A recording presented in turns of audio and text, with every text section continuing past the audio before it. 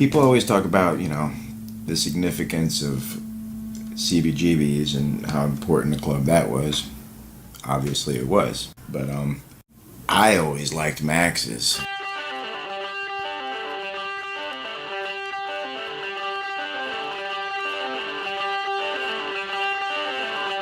If you date punk rock to the New York Dolls and the Velvet Underground and Suicide, yeah, Max's was there well before CBGB's. It was a place that, had a lot of history, not just punk rock history, but classic rock and roll history. And there was a lot of other little places to play, but Max's was the place. That was the cool place. So Max's became a well-known place, plus it was the Warhol crowd, so it was uber hip. Max's played a very important part in the golden age of music. There was an act at Max's Kansas City a few weeks ago, Iggy Pop is his name, who cut himself on stage and ended up with 16 stitches. All of these people gathered in the back room of Max's Kansas City. A new rock group has surfaced at Max's Kansas City and created a sellout. And we were scheduled to play Max's Kansas City. For 6 nights in a row, we sold it out. Culture and fashion do not come out of nowhere. It was one of the homes of punk, really. That's what it was for us. The shit was punk rock.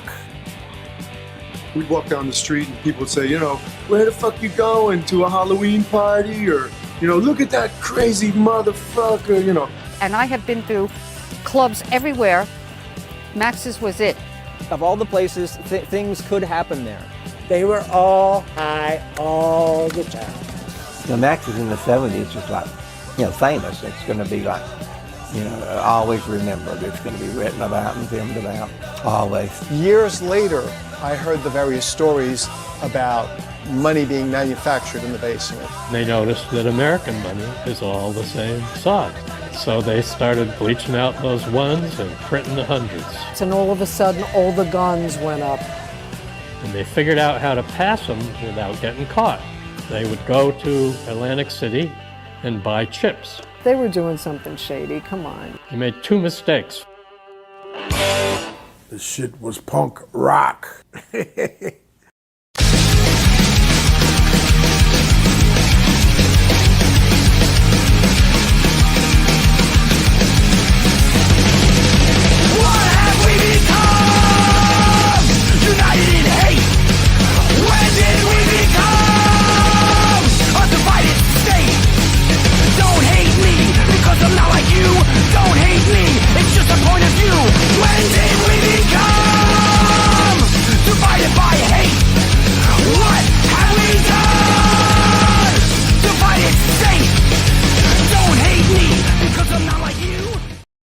Yes, what's happening?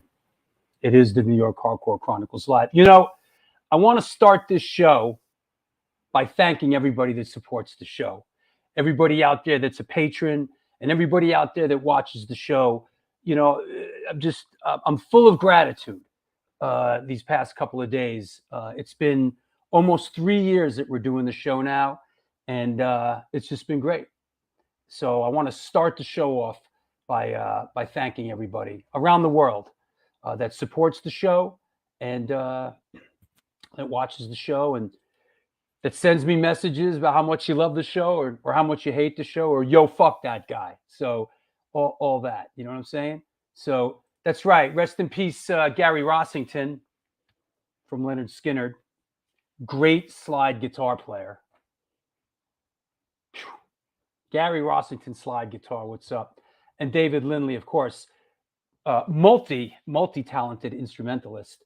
Sorry for being a bum, but I love the show. It's okay, bro. We could carry a couple bums, And that's right. Rest in peace, Spot, producer of Black Flag and Minutemen and many, many, many others. So this show rocks. Yeah, it does. Been doing a lot of good shows lately. So yeah, that's him playing slide guitar on Freebird. That's Gary Rossington. Yep. Played some great slide. He was the last man standing in that band. That band was kind of punk rock. They were hard, that band. Leonard Skinner was like punk rock. They didn't even, That's right. Hey, Vinny, rest in peace, Jay Monroe, Vinny's sister. Yep. Rest in peace, Jay Monroe, Gary Rossington, Spot. Yeah. Is that right? You're at home watching on the big screen? All right, good. Thank you, Robert. Thank you. How's my dad? Listen, the struggle is real with my dad. We got him into an assisted living facility, and he had an incident there, and they sent him to the hospital, and from the hospital now he's in a rehab, and now we're thinking about him going into another sort of facility that has more nursing facilities for him. So, man, it's a lot, and we just sold his apartment. You will never see this show broadcasted from Arnie's apartment again. It'll never happen. We sold the apartment. That said, let's bring this guy on. What's up? What's up? What's up? I think the first episode was in his apartment, wasn't it? Dude, the first fucking 30 episodes were from his apartment. Actually, today is, I believe, the 3-year anniversary of the lockdown. Oh, 3-year anniversary of lockdown. The anniversary of the show is the Moby show. That's right. But today is when it officially all started. Yeah. Well, thank you everybody for the kind words regarding my dad. My dad's a big fan of New York hardcore, and everybody out there that supports the show. He was really impressed when we launched the show and the worldwide community. He was really, really blown away by his words of wisdom were great, you know? Yeah. So let's do photo of the day, you know, and I think it's safe to say that, all right, here we go with photo of the day. Boom. Yeah. You know, anybody. Aliens are real. In the pit. You know? Why don't you know? Yeah, let's see if anybody has anything humorous to say about this. You know? Anybody. I was there for this. Yeah. Is it the green screen man? Is it a normal day in New York City? Pretty much. Is it Hulk once the roofs wore off? Gangrene. Motherfucker's not even pointing in the pit. Yeah. I saw Fred Flintstone of it. Crooked and proud. All right, let's get right to it. I come in peace. The thing from Uranus. All right, explain what's going on here, man. Well, that's our friend Roberto right there, right in the front. This was one of the scenes from this past Sunday at the Back to the New York Hardcore Roots Music Series at the Barry Electric, which was gotta be one of my favorite ones we might have ever had. It was great. Such a fun day. Yeah. And, you know, let's see what you're going to pull up first here. Yeah. You see, the internet's acting a little weird, so go on. Well, it was who do we started out with Iconicide, followed by our friends in the non-residents who are amazing always, and then Fuck It, I Quit, Enziguri, and of course the mighty Two-Man Advantage. Yeah.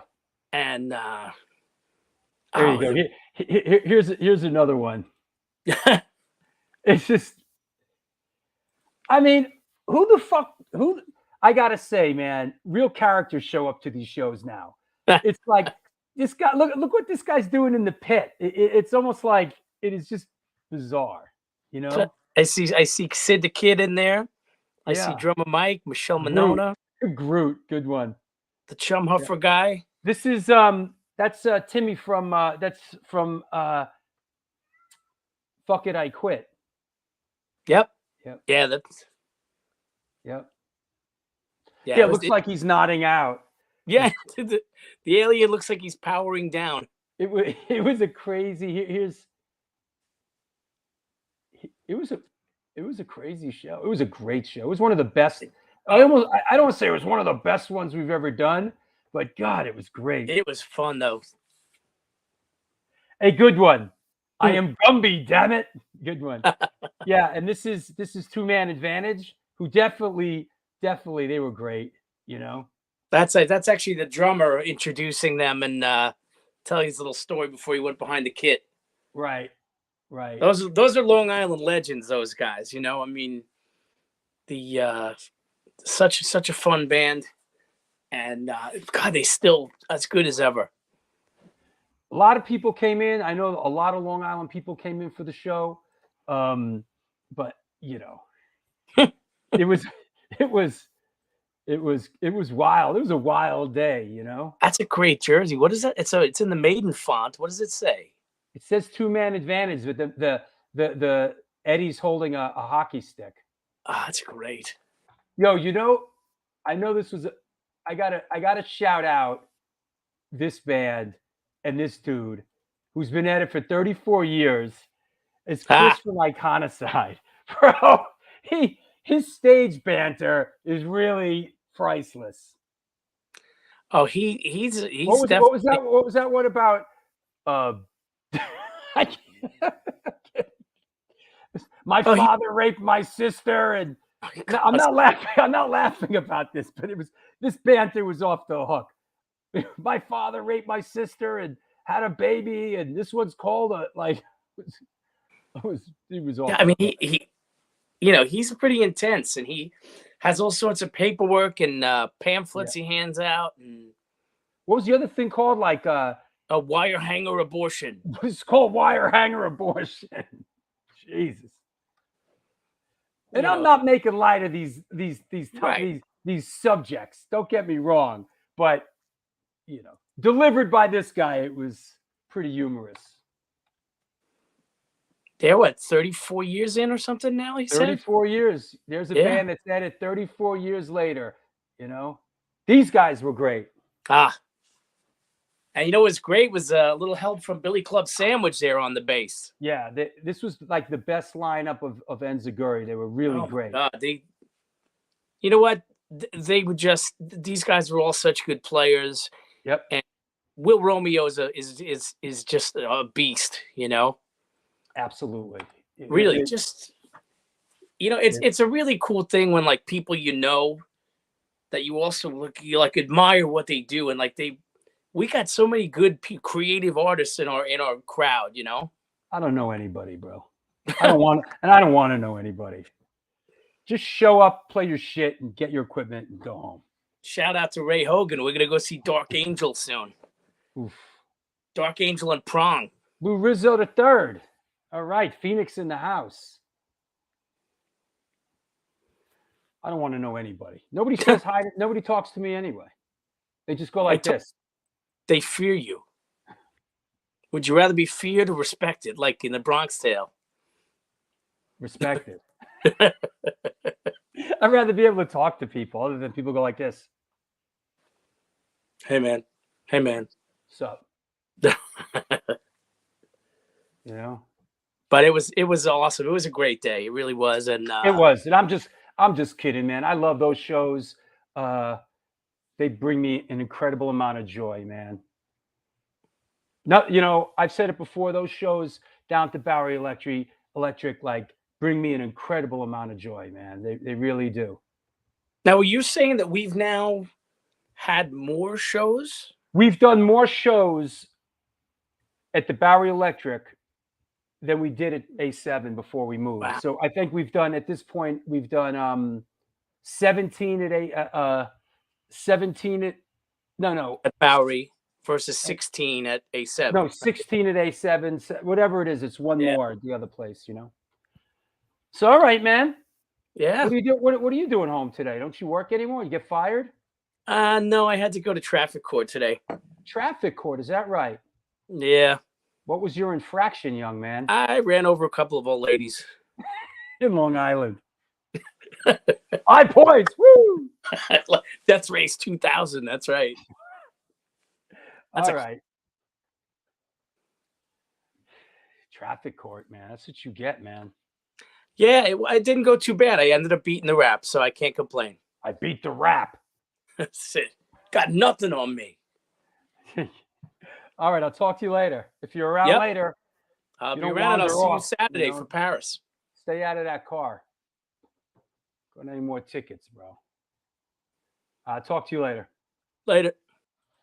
Well, there you have it. This is the New York Hardcore Chronicles Live, and we are sponsored by New York Hardcore Comics, The Organic Grill, the Texas Silver Rush, DTFM Vinyl Distro, Generation Records, 126 Hardcore Clothing, and my friends and yours, Upstate Records. They're a New York-based DIY independent metal and hardcore label, founded in 2017. They broke into the scene with their inaugural 26-band compilation in 2018, and since then have churned out over 80 releases in their brief 5-year history.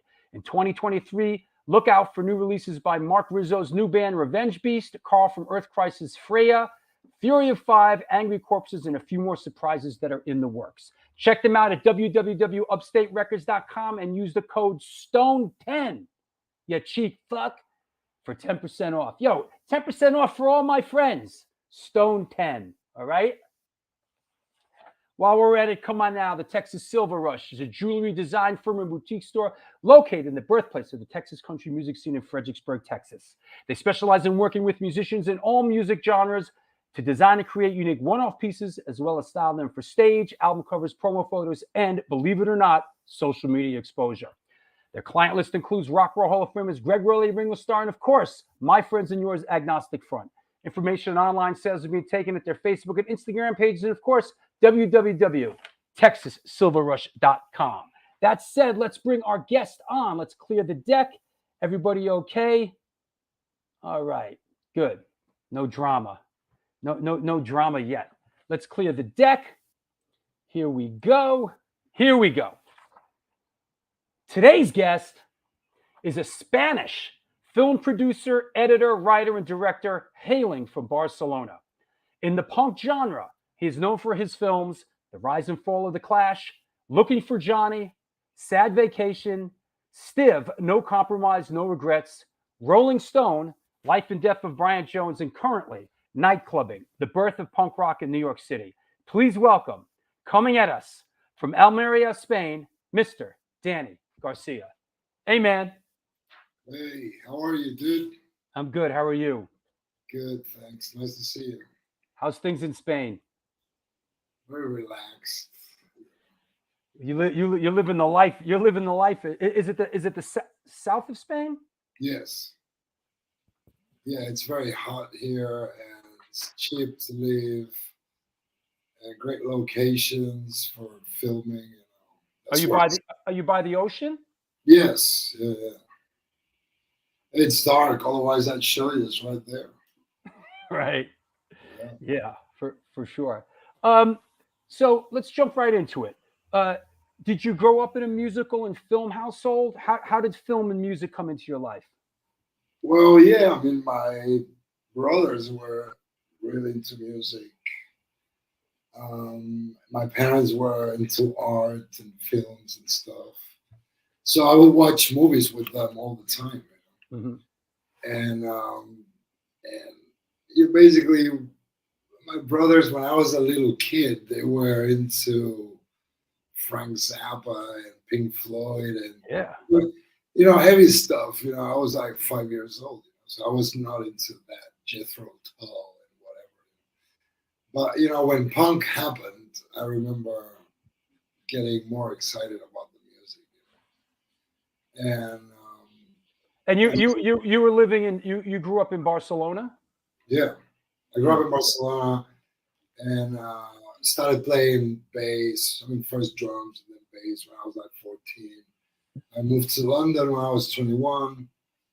And before that, I started writing for Spanish music press. So I started learning English and interviewing bands. The first band I ever interviewed was the Cramps. Nice. When they were doing Stay Sick in 1990.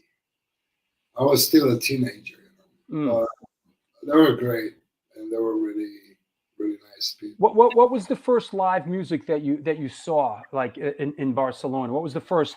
It was Dr. Feelgood, but it was I only watched like a couple of songs because my parents whisked me away. It was the Communist Party, and it was a free concert. There and you go. Dr. Feelgood were playing. And the following year or the year before, I can't remember which, the Ramones played. So you can imagine Johnny Ramone playing at a communist fucking party, you know what I mean? Wow. With the hammer and the sickle and all that shit. The Ramones got out and they got out and played South America a lot. The Ramones, like, they're a band that like got out and At the end, that was at the end of the career. Yeah, at the end. Yeah. They played Barcelona at the Communist Party. That must have been like 76, 7, or 8. You know? Mm-hmm. So it was still early in their career. You know? So you moved to London. Didn't you do some writing? Did you do some stuff with High Times also? Yes, I wrote a couple of things. A little article about Brujeria, this LA band. Yeah, sure. You know, Juan Brujo, right? Yeah, I met Juan Brujo in LA, and yeah, you know, they had back then they had a song called Don Quixote Marijuana. And that song was like a remake of a French disco tune. That's what it was. I didn't know. But the original song was called Don Quixote, right? He just did like the weed version, you know, Don Quixote Marijuana. And then that was so funny. In Mexico, it went to #1 in several radio stations or something. Wow. And it was banned by the government, you know. So, yeah, I was hanging out at High Times, and they were like, "Oh, you know this guy? Can you write something about him?" I was like, "Yeah, sure." So, you know, it was just a little thing, really. How did you, and what was the stuff that you did? And then you went back and did some short documentaries for BTV? Yes, Barcelona Television is a little local station. And back then they had this director who's actually a film director, and he was, managing the station. It was really like, a little thing, And you could walk up there and, tell them a story like, I want to do this, I want to shoot this, I want to do this documentary, whatever.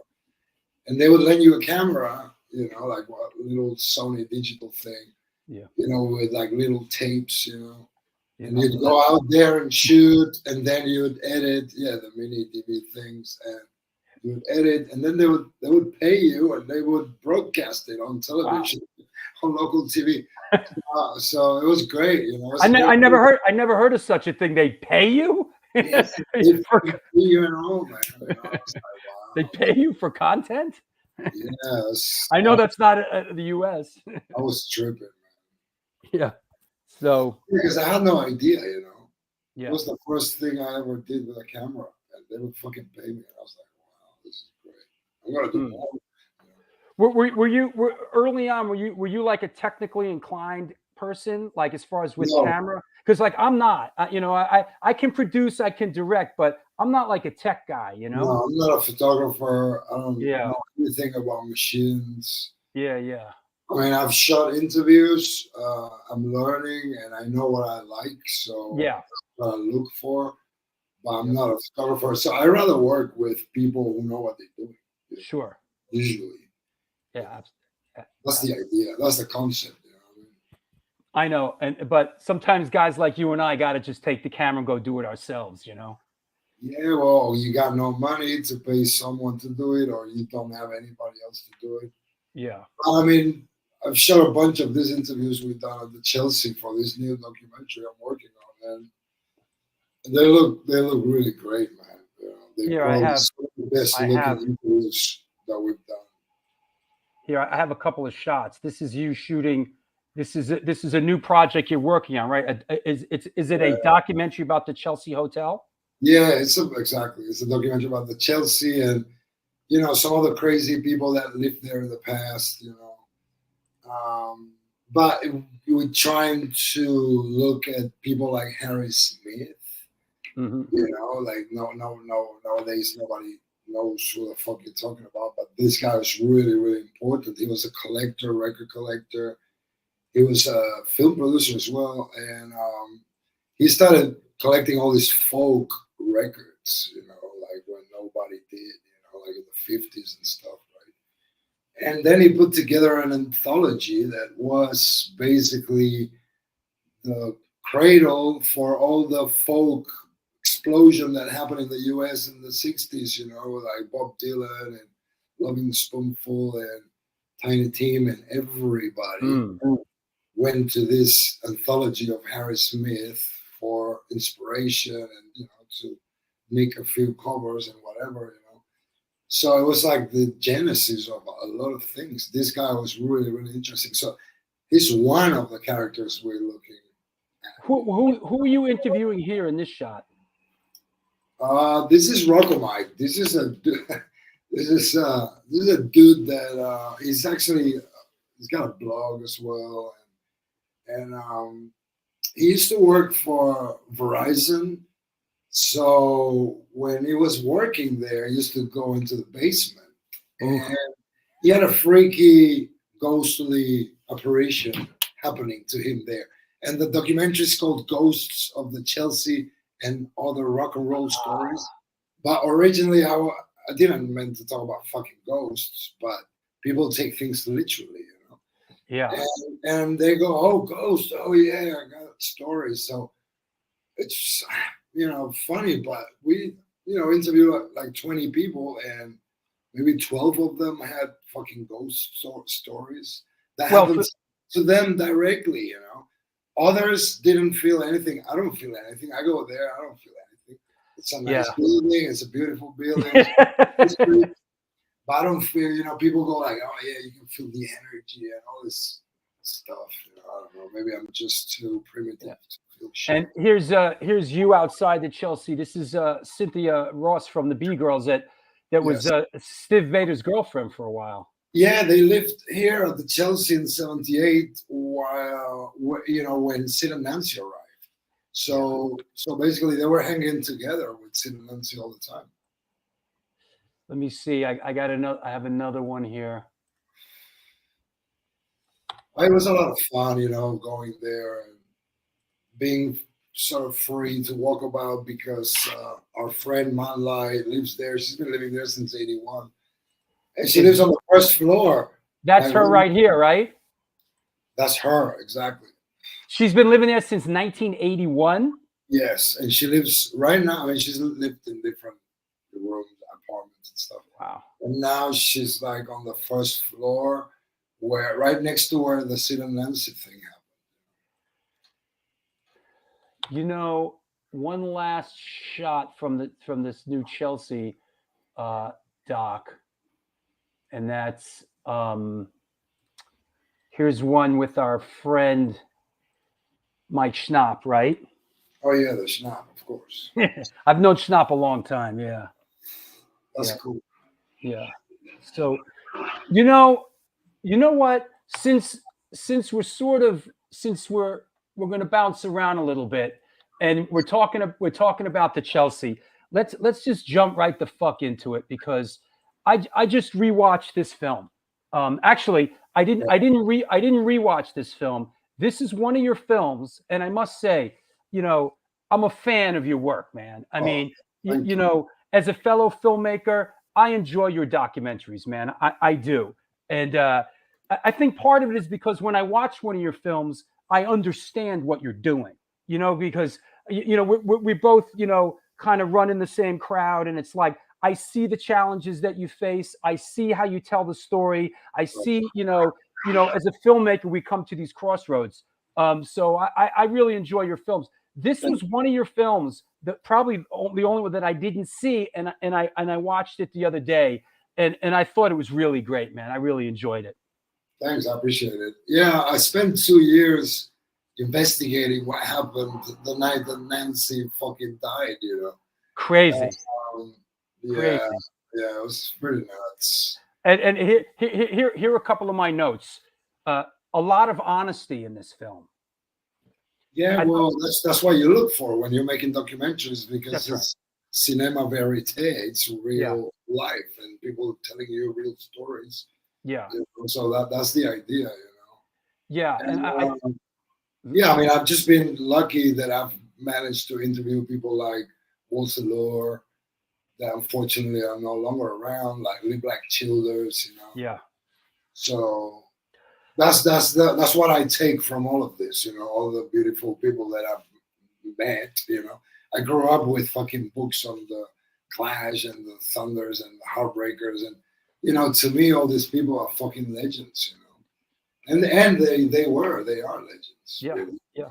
Another especially, Another note that I have from this film, Bob Gruen is great in this film. I mean, I thought Gruen Gruen, because you're talking to someone that was right there, not somebody, he was in the room, Yeah, what about Alan Tannenbaum, the photographer that showed up there, and actually the policeman let him go and have a look, and that was crazy. He saw Nancy's corpse, bro, and I'm that like, was crazy. Wow, are you serious? That's insane. Yo, and then another note. Howie Pyro carries it in the end. I mean, Howie Pyro. He was funny. I mean, he was great. That story is hilarious. He was great. Was there with this film? And I know how these things go. I just want to ask: were any of the Pistols approached? Did you try to approach any of them about interviewing them for this film? Yeah, the Glenn Matlock. He wanted a lot of money. I mean, I thought that was his way of saying no. Yeah. Then Paul Cook, everybody declined, Yeah. We always try to invite as many people as possible. Like when we did the Brian Jones documentary, we invited all the Rolling Stones and everybody declined. We knew that would happen anyway, but we tried. Well, yeah, and I just rewatched this as well, and really enjoyed it. But before we get into that, I want to talk about this, and I'm a big Clash guy, and was this the first? Is it safe to say that this was like the first music doc that you did? Oh yeah. I mean, professionally, yes. Yeah. That's my debut. It was great, man. It was great. Let me see about notes about this. Pearl Harbor was great in this fucking film. Well, yeah, she's like the star of the film, really. She is, man. She's the star of the fucking film. She was like a fly on the wall all those years. And I was really interested in the fall of the Clash. Really. That's right. Tell us about that. Tell us about that. Well, I mean, when I was a kid, when I fell in love with the Clash when I was a little boy. I must have been like 9 when we started listening to London Calling in my household. So I was like blown away, from an early age. Mm. So once fast forward many years later. I came across 30 years later. I came across Vince White's book. Vince White was one of the guitar players that substituted Mick Jones in the very last lineup of the Clash. And I bought Cut the Crap when I was a little kid. And I was puzzled like everybody else. And I was like, "What the fuck is this? And who are these people?" Yeah. So when I got in touch with him, I sent him an email. I said, "I want to buy your book, blah, blah, blah, and I want to interview you." And I thought, you know what? If he says yes, I'm going to do this. If he says no, I'm not going to do this. And I said yes. And then more and more people kept saying yes. So I was like, all right, well, I'm going to do this then. And that's pretty, I mean, I had no money or anything, But then later on, I got some people involved in it. It's the snowball effect. Yeah. I start every fucking movie with zero money, and I'm like, and then crowdfunding campaigns and crazy people that want to give you money sometimes, to help you because they want to help the arts or whatever. I don't know, man. There's. Hey, I thought that Mick Jones was a great scorer, and I thought he was Mick Jones was like brutal. All these years later, he was brutally honest about, in retrospect, look, he had the ability to be fucking really honest and really about his part in the whole thing. I thought that was great. Yeah, it was great, and he didn't have to do it. I mean, this is not an official release. Yep. Paul Simon on decline, Top of Hit on decline. So, but you gotta keep going. I mean, somebody's gonna tell the story. Hey, did you ask Cosmo Vinyl at all? Did you reach out to him? Yeah. He didn't want to do it, huh? No, he wasn't interested. Unfortunately, it's a shame because he was the mouthpiece for the band. So he was, and he was there, even at the very, very end when Joe had left the band. They auditioned singers. They were still auditioning people, man. Imagine that they were auditioning. Cosmo Vinyl and Bernie Rhodes were auditioning singers when Joe Strummer left the Clash. That is wild, man. That's and the whole thing with Vince crying on camera was a tragic story, man. It's a tragic figure, man. A tragic figure. I know, but the effect that I saw Paul Simon a few months ago, and I told him, I said, you know the beauty of artists, you don't have a fucking clue how much your art and how far your art travels. Absolutely. And how much your art influences people and shapes people's lives. And you're so ignorant to this fact. It's a beautiful thing. There's such a naivete to that. They're so naive to the fact that your art is really affecting people. And it was like, yeah, you just do it. But that's one of the beauties of it. And the Clash really shaped many of our lives. Yeah, they were a powerful band with a message, and I feel like your film is sort of the companion piece to the Don Letts film West Way to the World. It's that was my idea to carry on from the point where he stops, because he stops bro. Too, You did it, man.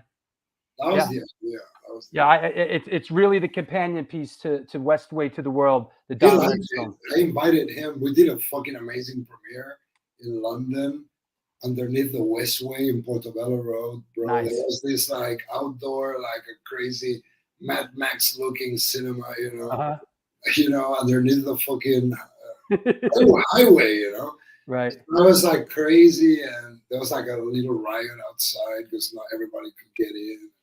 Don Letts came, and Paul Cook was there, and Glenn Matlock.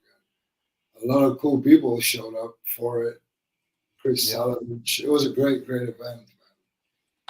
And so the next one after that was the Johnny Thunders film, right? Mm-hmm. And I saw this when it premiered here in New York. I think, what was it, down at the, not the Mercer Arts Center, down there on First Archive. Yeah. Cinemas, whatever it's called. Yeah. Could you give us some perspective on like after the Clash thing? Well, I was like, what am I going to do next? And the Thunders was the obvious choice because he had been another one, of my teenage year heroes, Mm-hmm. And I knew his whole story inside out, the albums, the material, I knew everything. So I didn't even have to study the subject. I just called Stevie Glasson because I had met Stevie when I was living in London in like 93, 94 probably. I was playing with Daryl Bath, who was the guitar player for Dogs the Moor. I was a bass player, right? So I was playing with Daryl, and we went to Stevie's to get some hash, actually. Mm-hmm. And I was like, wow, dude, I saw you with Thunders in Barcelona. And wow, great, And that was it, right? And then like fucking 20 years later, I talked to him on Facebook, and he's like, yeah, I remember. You came with Daryl. And I'm like, oh my God, this guy's got a great fucking memory. He remembered me, man. Some people remember shit. I don't know how. Yeah. And he was like, you got my blessing to do this documentary, because he was like, why are you doing this? Because, everybody was really pissed off because that dude Kowalski had done a really fucked up, crude documentary on Johnny. You know, I remember that. I remember. Yeah, that was pretty. Yeah. So, and that mofo never got the family's approval to get the soundtrack, so he could never release the film officially. Right. Because it was so fucking dirty and disgusting. So, so once I spoke to Stevie, and I was like, no, man, I'm doing the opposite, man. I'm gonna treat Johnny like a human being, not just like a junkie. You know? Because people are more than the substances they take. Sure. By the way, you know. But you know, Johnny had the worst press ever. You know, especially in the '80s. And I was like, no, I'm gonna treat Johnny like I would treat any other fucking artist, you know, with utmost respect. And you know, I was a fucking Thunders freak when I was a kid. So it was a beautiful thing to do, man. You know, that trip. We interviewed like 50 people. Yeah, there was a lot of people in it. Our friend Mark Tulch up in Canada says, I got this one to review when the DVD came out. It was so good. Didn't know how that story could be told. Nice work. Tough story to tell. Tough story to tell, man. Yeah, I mean, but you know, reality is crude and it's hardcore. You know? Yeah. Like the Chronicles. Yeah. So, dude, you got. I mean, we're fucking adults now. We're not little kids making fucking fanzines for 15 people. You know. Yeah. You gotta be honest, and people are used to all this crime shit all the time. Everybody's hooked. I got hooked to watching these crime programs when I made Sad Vacation because I never made a fucking documentary about a crime, you know. So I had to figure out how the fuck am I gonna do this. So I started watching all this, like, you know, Forensic Files and all these old programs, you know. And I got fucking hooked, you know, and now everybody's hooked to watching crime. Yeah. So anyway, everybody's used to listening, oh yeah, my next door neighbor was chopped to little pieces and then thrown into the river. You know, everybody's used to that. There's nothing shocking anymore. You know what I mean? And everybody's desensitized to violence and crime. It's like it's entertainment. It's fucked up. Totally, exactly. Like if the Pistols came out today, people would look at them and go like, "What a fucking joke!" You know, because they wouldn't be shocking. Nothing is shocking anymore. I mean, what is shocking? You know what I mean? Well, there is a bit of a reoccurring theme in some of your films. You know, Johnny Thunders, you know, died under mysterious circumstances. Yeah. You know, Nancy Spungen, Sid, Brian Jones. This is something. This is a bit of a reoccurring theme in your films. I don't know. I'm very morbid like that. Yeah, right. I don't know. I mean, you know, we're talking about my childhood heroes, you know. So yeah. Like Steve too, man. You know, Steve, Brian, Sid and Nancy. I mean, I grew up with Rock and Roll Swindle and Bollocks albums. Sure. I was like maybe 10 years old or something, 11, you know. So when you expose a child to this music, this is what you get. Yeah. You know who turns up in your films a couple times who I really like is Walter Lure. He's great. Yeah, I like him, man.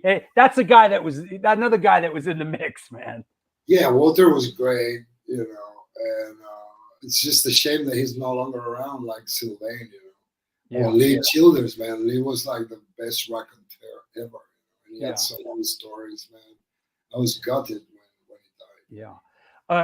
Another one kind of, you know, as we go through the tour here, was your film you did about Steve Baders, which, you know, this guy was a character, man. Yeah, I mean, look at the fucking poster, man. Yeah.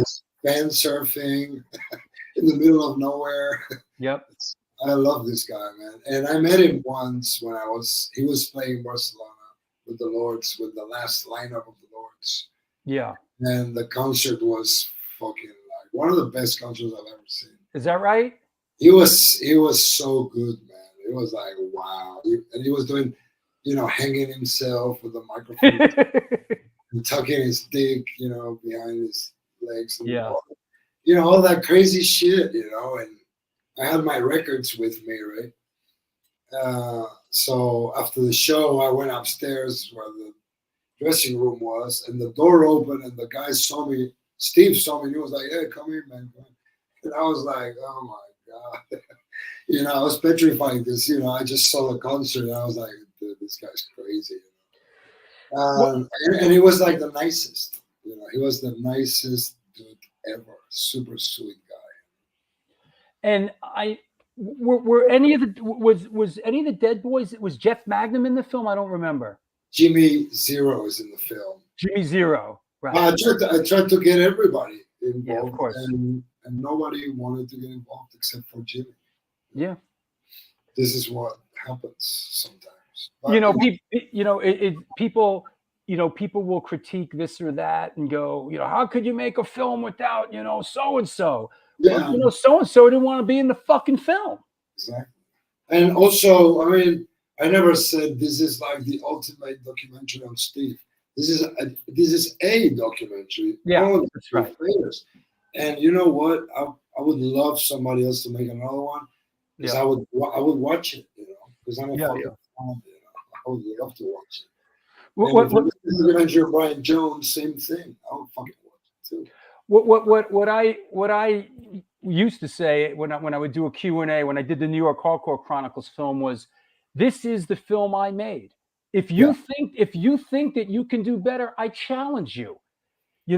Go out, get off your ass, and make a fucking film.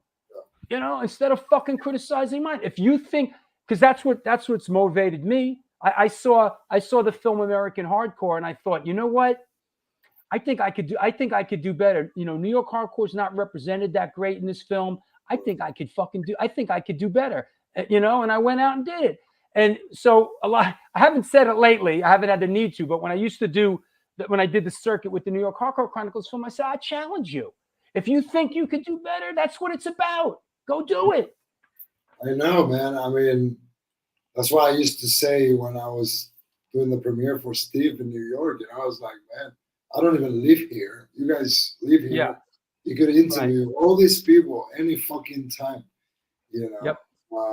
And nobody's doing it, so I fucking do it. It's all right. Yeah. Here's a question. In the Steve film, is there more footage from the night of the first Frankenstein show? No. Specifically, Per Ubu, also first show, including Peter Laughter still alive in the band? No, there was nothing else. I mean, that was shot by two brothers, the Kierer brothers, who took Steve in when Steve was living in his car in Cleveland before Frankenstein, right? Wow. And pre-Frankenstein. Yeah, because he moved out of his town and went to Cleveland, and then he met these two brothers, Rob and Kevin Kierer. And these two guys had a Super 8 camera and started filming Frankenstein and later the Dead Boys. Mm-hmm. And, they went to New York, hung out with the Dead Boys. They shot CBGBs. They gave me all of this stuff for free. Wow. Yeah, we're talking like 10 minutes. And then how do you find someone like that? How did he come on your radar screen? That was the magic of Steve, man. And that was crazy. I mean, Frank Sesich, like Steve's collaborator, right hand man, he was like, "Oh, you got to contact these guys. They got some film and stuff." I'm like, all right, great. And they started sending me stuff, and they're hilarious people as well. They're beautiful people, man. And they just kept sending me shit, man. I was like, "Oh, dude, this is great." Keep sending me stuff. But the best thing is, before while I was making night clubbing, right? They send me a bunch of maybe like 2 or 3 minutes of New York Dolls and Stooges live in Cleveland, 73, 74. Wow. I've never seen before footage. Wow. Silent. There was no audio. It was silent in this case. But still, man, I was like, fuck me, man. This is like beautiful stuff. It's like when I got the Sid footage of Sid live at Max's, I couldn't fucking believe it, man. I was like, are you serious? Yeah. And I got it for next to nothing. This Japanese dude was like, yeah, you can have it. And we'll talk about that in a little while, but that you sort of you turn that into Sid the Final Curtain, that you as a bit of a short film. That's what I saw when I went to the New York premiere of Nightclubbing, right? Yeah, because originally everything started with this footage of Sid live at Max's. This Japanese guy got in touch with me, and now he was like, dude, I got some footage of Sid at Max's, and nobody had seen that before. And I was like, what are you talking about? That doesn't exist. And he was like, yeah, I shot it myself. I will send it to you. It's like 3.5 minutes. And I was like, wow, this is mind-blowing stuff, because it's really good. You know, the band's really cooking. That show, that footage is from the very last show that Sid ever did. That, I mean, they played at Max's like 4 nights, right? They did a Thursday night first with Mick Jones. Yep. Then a few weeks later, the end of September, they did, I think, Thursday, Friday, Saturday night, right? And that's 2 shows per night.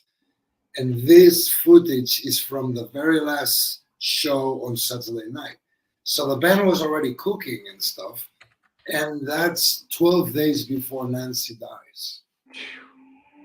You know, so when I got this footage, I was like, wow, I got to do something with this. So I started, you know, doing interviews, but then the pandemic happened. So we were doing interviews like remotely, like sending people to somebody's house in Atlanta or LA, whatever, or themselves shooting themselves with a phone or whatever they had, and then sending me over that footage. So, you know, we kept working through the pandemic like that. And that's what came out, man. How long is this the Final Curtain? How many minutes does that run? Oh, that's like 22 minutes. Yeah. I put that together. Basically, the Sid thing failed. It wasn't like, this is not good. The interviews were sad. Yeah.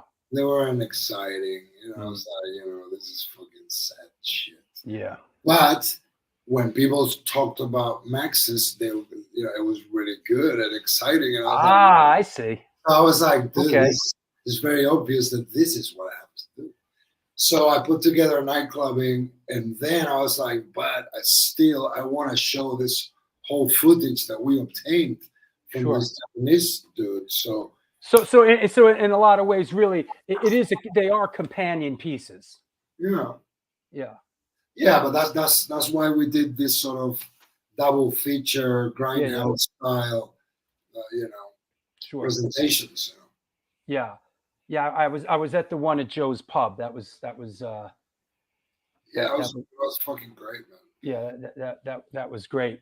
Let me take a sponsor break for a couple minutes, and we'll come back and let's talk about the Brian Jones film, and let's talk about Nightclubbing a little bit and what's happening in the future. Okay, give me I do a couple things. I'll be back with you in about 5 minutes, 10 minutes. Cool. All right, see you in a bit. All right, that's right. It's the New York Hardcore Chronicles Live. Our guest today is filmmaker Danny Garcia, talking about a bunch of the films that we really love. That's right. And we are sponsored by New York Hardcore Comics, The Organic Grill, the Texas Silver Rush, DTFM Vinyl Distro, Generation Records, 126 Hardcore Clothing, and Upstate Records. I want to mention a couple of upcoming shows. Hold on, let me clear everything out here. Let's talk a little bit about what's coming up. Coming up on Sunday, it is show 249. That's right, Louis Beto will be on the show, Carnivore and Agnostic Front. And then, of course, show 250, which is a week. Landmark show 250, a week from Sunday, Lars from Rancid. Then right after that, Abaddon from Venom. March 29th, the Slicky Boys. Phil Demmel, rescheduled for April 5th. Three-year anniversary show. Hot off the punk rock vegan movie that he just directed. Moby will be back on the show. I highly recommend checking out the film. I really enjoyed it. A lot of great punk and hardcore history there as well. So check out Punk Rock Vegan Movie. Also, this hasn't been announced yet, but Tim Shaw from Ensign and Fuck It, I Quit, April 16th. Senor Rusty Pistachio from H2O on the 19th. Kira from Black Flag, hosted by Joel Gouston. And then we got Theo from the Lunatics on May 7th. I got to announce a couple of these shows when the time comes. That said, if you're out there and you're wondering, how can I support this show, which I love so much, there is a Patreon page. There it is. There's also a PayPal address. There's a super chat function. There's merch. There's a merch line underneath. Maybe you want the New York Hardcore mug or the New York Hardcore shower curtain or the New York Hardcore pillow to prop your loved one's ass up on. That said,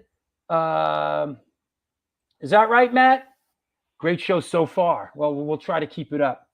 What else? What else did I want to mention? This Saturday at Generation Records, there is a event, and you are invited. Paris, I'll be hosting a Q&A. Paris Mayu, the Rise of the Agros listening and signing event. Actually, soon after that, you know what? While we're here, while we're doing it, before we get into this Women of the Pit stuff, let's bring on Lori Dawn. What's up? Hello. How you doing? I'm good. And let's bring on Gina. What's up, Gina? Hey, how are you? Oh, gee. I'm walking. Are you walking? Walking to the library, so she must be quiet. Fuck you! I'll wait till she gets set. I'll wait till she gets settled. Okay. Before bringing her back on. Are you settled? No, yeah, I'm good. Okay, good. We don't want to make anybody dizzy. Yeah, for sure. So, what's happening here? The pre-sale, right? Okay, this is for our friends overseas across the pond. We got pre-sales up now at Cortex Records. So, if you're overseas and you want to order a little locally, you can go to Cortex Records and pre-order our CD now. It's going to be out March 24th, and I'm hoping to, get them over there by then. So we thought this was a great way to celebrate International Women's Day, to buy an international CD hardcore women's compilation. Happy International Women's Day to everyone. From Cortex internationally. And we have this event on Saturday, March 25th at Generation Records. Ma'afa is playing. It is we'll call it it's a release event, right? It's a listening party. Yes. Yeah, we're gonna have a listening party, and like you said, Ma'afa's playing live. Hoping a bunch of us will be there. Hoping a bunch of you will be there. So to celebrate this release, I think it's like, I haven't seen any, hardcore compilations with, all women bands on there featuring all women from around the world. So, something really cool. City, come over, hang out with us. It's going to be a lot of fun. 5 to 7 o'clock, you hang out with us. You get to see Ma'afa play a live show at Generation Records in that tiny little space. So it's going to be great. That's going to be great. They're going to blow it up. Walls everywhere. Yeah, they're going to blow it up.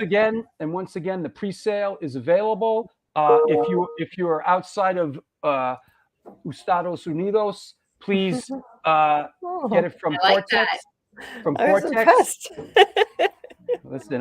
Listen, I grew up in New York City. I went to public school in New York City, hablo un poquito español, just okay.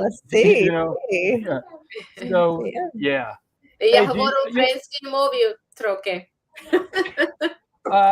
There's a question in the chat. Do we go live on Instagram on Mondays? So this week we're going live tonight. This Monday we weren't able to, so we're trying to get a regular schedule down, and we might even be looking into doing something a little more formal. Right now we're just sort of hanging out informally on Instagram. It's more of like a come chill with us than a formal interview. So We're just There hanging won't out. be as People- anything as swanky as this show. This is where it's at. This is the professional show. Yeah, Oh, go we very figure, much right? Who non-professional. would have thunk it that in the end, my show is sort of the gold standard? It is though, but you know something, it is. It's the gold standard, you know? I It's know. like I don't even want to call our show a podcast because I'm like, we're just hanging out. No, it's not a podcast. I'm not doing all the work that you do. Yeah, we're not doing this. We're not into this. We're just Yeah. hanging out. Yeah, you And- don't and want having none of fun. this, man. No, we don't. We absolutely All don't. We right. leave it to the professionals. Right. All right. Well, good. Thanks for stopping by. And like we said, you know, the Women of the Pit comp, the pre-sale, and we got the event coming up, and we'll see you guys soon. Yes, All right. thank you. And thank you for all your support. Of course. Thank Take you, care, everybody. Lori. Bye. Take care, Gina. Bye, Jared. Well, there you have it. Once again, this is the one, the only, the gold standard, the New York Hardcore Chronicles Live. And we are sponsored by New York Hardcore Comics, The Organic Grill, the Texas Silver Rush, DTFM Vinyl Distro, Generation Records, 126 Hardcore Clothing, and Upstate Records. That said, let's bring our guest back on. Filmmaker coming to us from Spain, Mr. Danny Garcia. Hey, man. Hello there. Let's chop it up some more. You know, let's jump into where's my Brian Jones? Here we go. You know, I just put in the commitment and rewatched the Brian Jones film, and you know, it's incredible doing a film like this where sort of the events happened so long ago. Was that a more so than the other films? Was that a challenge here? Yeah, of course, because you're talking about, you know, it's people like 80 years old, you know, the witnesses, or people who met Brian, who hang out with Brian, friends of Brian from Cheltenham, from before he moved to London to make the Stones, you know. So it was a fucking trip, but that was the reward for me, was to actually meet these people and talk to them. I mean, I was freaking out, man. How did you connect with those old friends of his? Like, I mean, listen, I understand the process, but some of those characters were really impressive. How you tracked them down. Some of them have their own websites because they've written books, you know. I see. Then, you know, then Facebook is like the yellow pages, especially for older artists. Yeah. So then, you know, you connect with one, and then you go, hey, can you help me connect with so and so? And then you know, that's how it goes, you know. So it's like, again, the snowball effect, you know, it keeps you know, getting bigger and bigger. Paulie Porkchop says, I saw the doc Danny did, Rolling Stone, The Life of Brian Jones. It was awesome. My mom, rest in peace, got me into music, and we saw the Stones 3 times between 89 and 97 in New York, New Jersey. She would have loved it. Yo, if you're listen, I'll tell you this, anybody out there, if you're a fan of the Rolling Stones, you're a fan of the early Rolling Stones stuff, this film I highly recommend. It's great. It really lays it out there. And Brian Jones is, you know, one thing that they said in the film, which I think is really true, is Brian Jones, in a lot of ways, was like the first real British rock star. Yeah, because he was outrageous, the way he lived, the way he dressed, you know, his talent, you know, it was really out there, that guy. And it's obvious that Mick and Keith learned a hell of a lot from this guy. And, you know, he's sort of left to rust by history, you know. And it's sort of forgotten, you know. We were really flabbergasted with, you know, the little traction that we got with this movie. I mean, also COVID happened and it fucked the whole thing up, but still, you know, we were like, wow. I mean, Sad Vacation makes, I mean, you know, we don't make a lot of money with this documentaries, but, you know, within the peanuts, Sad Vacation makes more peanuts than Stones, you know. So that's interesting. the quote, the Rolling Stones were viewed in the 60s as the Sex Pistols were in the 70s. Yeah, of course. They were outrageous, man. You know, the long hair, the attitude, the loud music, you know, unkept. You know, they were the antithesis to the Beatles. You know, the Beatles were the good guys.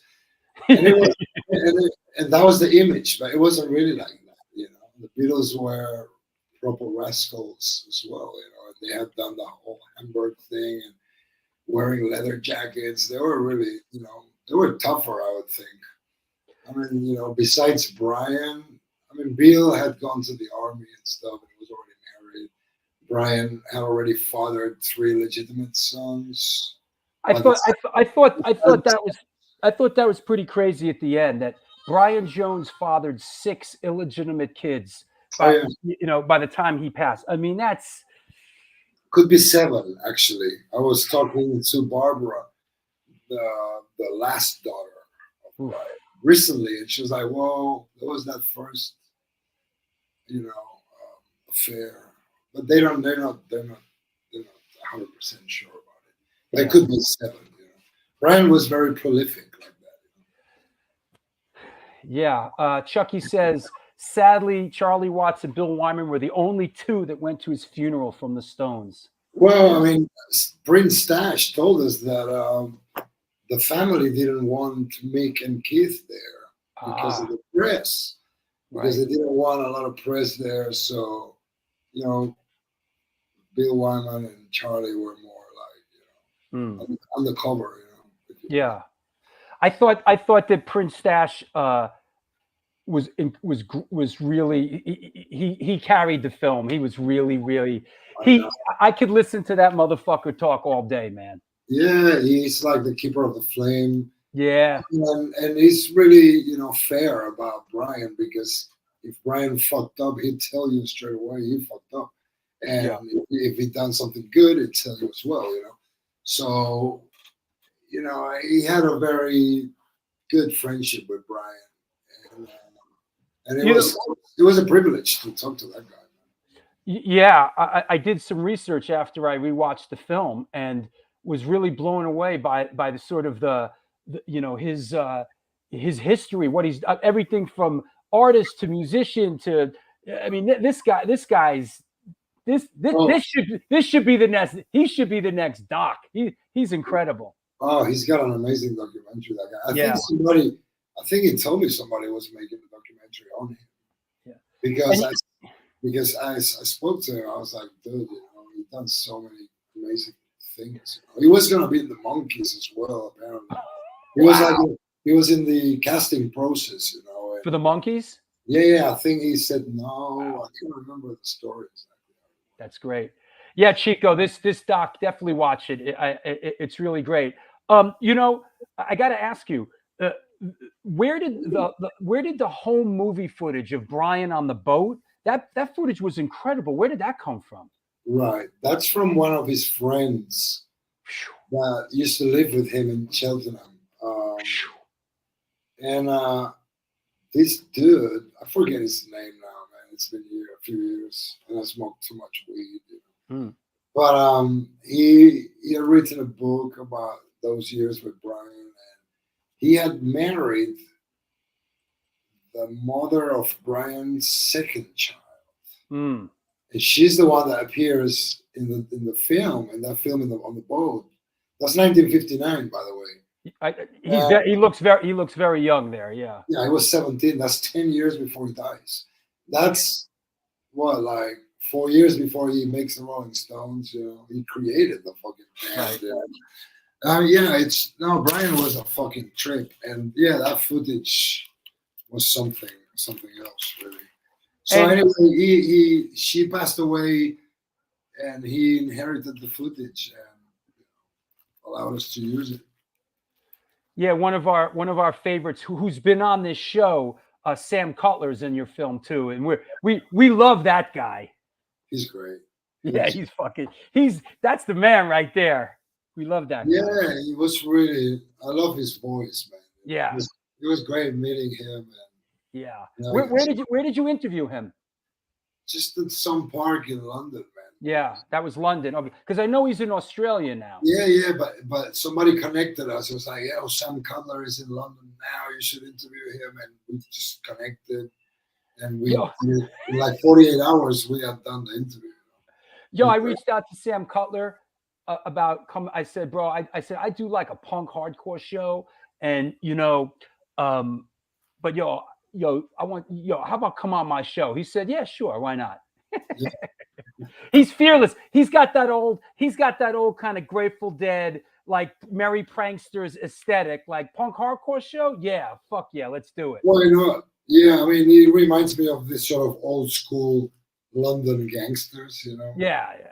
Like I can see that. An old 60s, 70s London gangster type dude, you know, with the leather jacket and stuff. It was great. I mean, one thing I took away from the Brian Jones film really was how his death was really spun and covered up.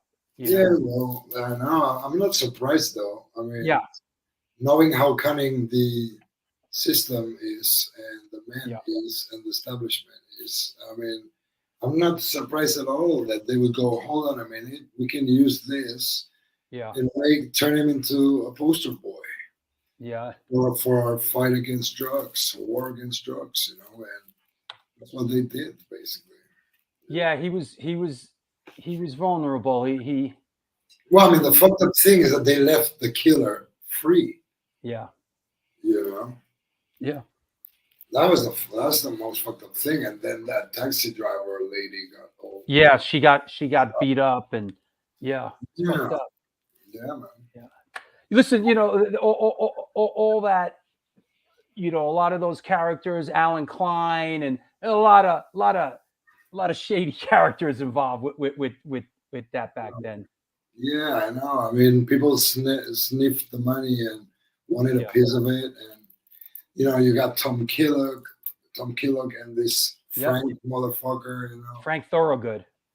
Yeah, man, the dodgy people, fucking people. You don't Absolutely. People to meet your mom. You know what I mean? Absolutely. So moving on to this, basically the film that you have out there. It's everybody out there. I just want to say that it is available. I think in 2 days on it. It's available. The DVD's available on Amazon, and it's streaming now. What's the Schnapp told me the name of the platform it's streaming on? Night Flight. Right? Night Flight. Thank you. Yeah, they have like a premiere thing. They have it for like a week before anybody else. Yeah. And apparently it's a cool platform. It's music related and stuff. So yeah, man, check it out. Are you now you sort of set the table with this a little bit? You were doing the Sid stuff and it just seemed a little flat, and the excitement was people talking about Max's, right? Yeah, man, but that's the thing. When I got the interviews, we interviewed Jane County, especially, and Peter Crowley also used to book bands at Max's. Sure. And their interviews were like about Sid were like fucking nothing. But when they spoke about Max's, it went on for a long time. Right. They just kept elaborating, and then the story at the end of Max's, which is crazy in itself, And I was like, it was very obvious that I had to make a documentary on Max's. And the funny thing is, once I finished Looking for Johnny, like the following year or 6 months later, whatever, Tommy Dean, who was the second owner of Max's, got in touch with me. Huh. And I spoke with him on Skype for like an hour, and he told me the whole story. He wanted me to make a documentary on him and Max's. But that didn't happen then. He died shortly after, and nothing happened. But I guess Peter Crowley was down in Florida, right? Yes, he lives down in Florida. Yeah. Yeah. So basically, I guess that was the seed planted in my head, and when the Sid vicious footage showed up, I was like, fuck. Yeah. It was kind of obvious, we had to do that. Yeah. Here's a shot at the premiere in New York of You and me and Cynthia Ross. You know, yeah. I gotta get her on the show, man. She's rich in New York punk history, man. Of course, she was there. She's friends with Johnny Thunders. Sure. Since the Dolls. Yep. You know, besides, you know, going out with Steve, she was actually engaged to Steve. Yeah. So yeah, she got a lot to tell. You know, I got to say that I remember, because I grew up here in New York City. I remember on Manhattan cable TV that footage, that interview footage of Sid and Nancy, Steve, and Cynthia. I remember as you know, as a kid, a young teenager. I was probably 11 or 12 or 13, seeing that footage on Manhattan, that infamous footage on Manhattan cable TV, and being like, "What the fuck is this?" And what's really great in the film is you fucking tracked down the guy that was interviewing them. Oh yeah, Ephraim Allen. He actually died shortly after we did that interview. We're like the Reaper, man. Yeah, right. We interview these people and they go. You know? Yeah. Anyway, yeah, he was really nice, and he allowed us to use that footage. He was very happy to see us and to tell his side of the story. You know, I just thought, you know, these guys never talk to anybody. Maybe he knows something. Maybe he's got something interesting to say. You know? Yeah. You know, that was my angle. You know. Yeah. Besides, let's get this footage, obviously. Those were the days of Manhattan cable, like Manhattan cable TV. Like they're sitting there, people are calling in, like, "You suck," you know, and they're like, "Fuck you." Yeah, and this guy was a pioneer. He was like a second division letterman type guy. You know? Yeah, he was like the other guy. What's his name? The guy that used to walk around in Manhattan. Hold on, who's the guy that used to walk around Manhattan with the camera and get people to take their clothes off? He had a show too. I think I have a. Wait, hold on. Hold on. That was I got it. Son of a bitch. That was this guy right here. That was Ugly George, bro. Look at this. Ugly George had a cable TV show. He look at this getup he had. This is in the 70s, and he would meet women in the street, get them into a vestibule. Yeah, people. Yeah, Ugly George, and he'd get them to you know, undress for him on Manhattan. And there's a great footage, great episode where he bumps into John and Yoko Ono, who recognize him. And yeah, it was like a great, Ugly George, Manhattan cable TV. And then of course we had Robin Bird, and we had. You should make a documentary on him, bro. You know, somebody, I was actually looking into that at one point. Yeah. Actually was. Ugly, you know, about Ugly George. There was just an interview about Plato's Retreat that I watched that was right in my neighborhood. It was like a swingers club growing up where they had, like, you know, it was like a size of a football field and everybody was on top of each other in there, you know. So that said, do you think that, like, which film do you feel like put you on the map? Was it right out of the gate with the Clash film? What was it the Johnny film? Which film? You know, I know, like, it's like looking at my films, I know what put me on the map. Like, which film put you on the map, do you feel? Well, it would have to be the Clash film, I think. But, you know, the thing is that because, you know, I'm hyperactive, so I'm always working, you know. Yeah. And I've been able to produce a few films consistently for the last 10 years, you know. Yeah, you're proficient. So some people will know me for one thing and others will know me for another thing. Some freaks will know all of them, you know. That's the beauty of this, you know. Sure. At the end of the day, we're catering for freaks, you know. You know, when you see the people queuing up in San Francisco or New York or London, anywhere, you know, and you see all the leather jackets and all the people, all the, you know, people that live on the fringe, man. They're nice people, man. You know, like this guy over there. Is Sid the final curtain on the nightclubbing DVD that's being released? No, because of music rights, etc. We just put it on YouTube for free. You know. Also, it's a 22-minute thing. There's no way to monetize, and you know, if I have to pay the fucking rights for the music and the photography and the footage and everything, it costs me so much, as much as one of the feature films that I make. You know? Sure.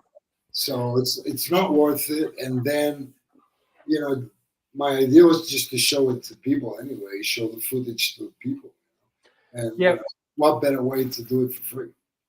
Yeah, 100%. We released our Muhammad Ali documentary that my dad did in the 70s. We put it on YouTube for free. It was the best thing we could have done. It was like, we put it out there for free. We hear from people all the time. Ken Burns got in touch with us to license some of the footage. It was like, you know, put the art. We have a saying, you know, the art must be liberated. You know, it's like, get the art out there, and things will happen from there, right? Yeah, that's the idea. I mean, at the end of the day, you know, we're entertaining people for like an hour. Like Johnny Thunders used to say, you know, make the kids dance for an hour and forget their problems, and that's my gig. You know? Well, it's sort of the same thing, really, you know. But they're eating popcorn while they're watching. You know? Did in making this film, any you know, Alice Cooper, Jane County, Billy Idol, Steve Stevens, Lenny Kaye, Gruen, Sylvain. It was nice seeing Denise Mercedes in there. You know, Harley, Nick from the Stimulators, Jay from Twisted Sister, of course, Jesse, Frankie from Blondie, Jimmy Zero, Cynthia Ross. You know, one of my favorites in all your films, Donna Destry. Oh, she's great. Yo, love Donna. She's great. She has stories. She was there. Yeah. She looks great too. And yo, Donna Destry throws down. I love her, man. Yeah, man. She's one of those characters. She's been around for a long time. You know, she was a witness to all of that stuff. And the cool thing about Max's too, related to your program, is that it was actually the cradle for New York hardcore. Yeah. You know, when the Stimulators invited, you know, Bad Brains to come to New York City to play, they were doing, you know, Peter Crowley was booking them at Max's at night. Yeah. That's before CB's was doing the hardcore matinees. Absolutely. So you had people like the Beastie Boys when they were a hardcore band playing there, and Jesse's band, Heart Attack. Heart Attack, yep. I mean, Stimulators are so important because they're like the bridge between the punk era, 78, you know, late punk, to the early 80s hardcore, you know. So it was great to get them and, you know, make them shine a bit, you know. Here we go. Just pulling these out of the archives. Of course, here's a shot of the Misfits at Max's, right? Yeah, also. There's the Misfits. And here's a couple of, here's, you talk about Jesse's band, here's at Max's, here's, you know, they were doing shows before, you know, anything. Heart Attack, Even Worse, Kraut, and Reagan Youth at Max's. Yeah, I love that name, Reagan Youth. Yeah. Yeah. Fucking awesome. Absolutely. And here's that's what I mean. Max's was so important for so many reasons. You know, because you know it starts in '65 with Andy Warhol and all those crazy people. Sure. Even worse. You know? Yeah. And it ends with all these crazy kids, you know, beginning the whole hardcore thing. Yep. So yeah, Max's was a beautiful accident or whatever the fuck it was. Yeah, it's definitely one of the most important clubs ever, if not the most important club ever. You know what I mean? In terms of the culture that came out of it, which is pretty insane when you think of it. Let me see if I have just one last Max's, just being that we're chopping it up a little bit. This one is great, man. Hold on, let me pull a couple of these real quick. All right, so here's one that's always sort of mind-boggling, which is Bruce Springsteen and the Wailers on the same bill, on the same fucking bill. Bruce Springsteen and Bob Marley and the Wailers. Look underneath, man. Fucking Iggy Pop. How about Ruben and the Jets? That's a good one. And Tim Buckley, like, great shit, man. Great. What a joint, man. Yeah, that was the Wailers' debut in the U.S. It was that's right. And apparently, they were staying at the Chelsea and they were smoking huge joints rolled with the newspaper.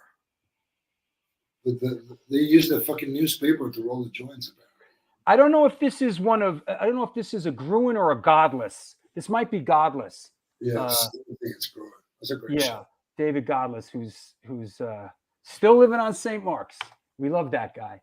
One last sort of snapshot of what was going on at Max's. Look at this bill. It's well, you got the Misfits on there twice. One of them isn't the Blessed was Howie Pyro's band.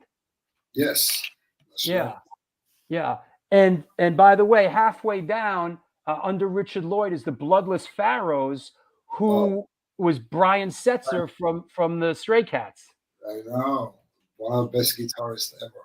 Yeah, he's great. Yeah, look at this band at the bottom, the Delinquents, featuring Johnny Thunders, Jerry Nolan, Killer Kane, and Steve Dior. The Delinquents. Yeah. I mean, that's like what, 78 or something. Yeah, you would think so. Before I take a quick break and we come back and take some questions from around the world, what's going on here? We were visiting the Ford's Theater. I think this is the day after we did the nightclubbing premiere with Mike Schnapp took that picture, and we were just hanging out, doing a bit of tourism, Is the Ford's Theater is where Lincoln was shot, and they still sort of have it. It's like a time capsule, right? Yes, it's pretty amazing. I've never seen it. It's worth visiting for sure. Yeah, I'd go check that out. It's a little gruesome, but why not, right? Yeah, I mean it's interesting. Yeah. Let me take a quick sponsor break. We'll come back and we'll take some questions from around the world. Okay, this will be a quicker one. All right, that's right. Our guest today is filmmaker Danny Garcia, and I have something for you, and it goes like this. Since 1992, Generation Records has been a mainstay of the New York metropolitan area music scene. Today, they offer a diverse selection of new and used rock, jazz, indie, hip-hop, punk, hardcore, metal, blues, soundtrack, and reggae LPs, as well as t-shirts, posters, and other merchandise.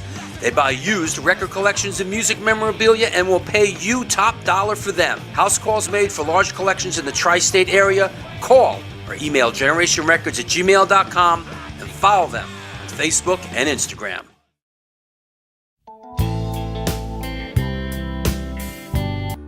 Hey guys, Vlad from Organic Grill. As you can see, we're in a new location on West 3rd Street, right by Blue Note and Comedy Central. The place is bigger, kitchen is bigger, we have more varieties, more food. We are looking forward to treat you guys with great dishes. All Hardcore Chronicles, welcome to Organic Grill. We are going to serve all the events as we usually do, and we are happy to see you guys.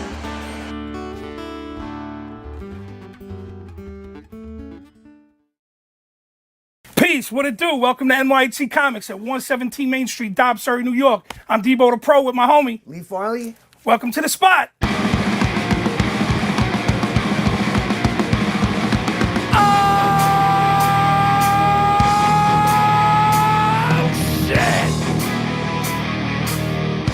Specializing in yesterday's and today's comic books, rare CGCs, toys, collectibles. Got skateboards, old school tapes, Magic the Gathering, Warhammer. Video games, original art pieces by your favorite New York City and worldwide artists.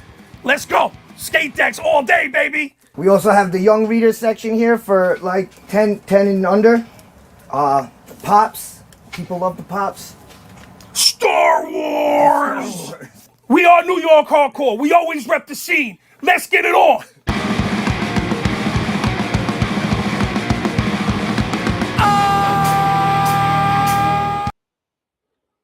That's right.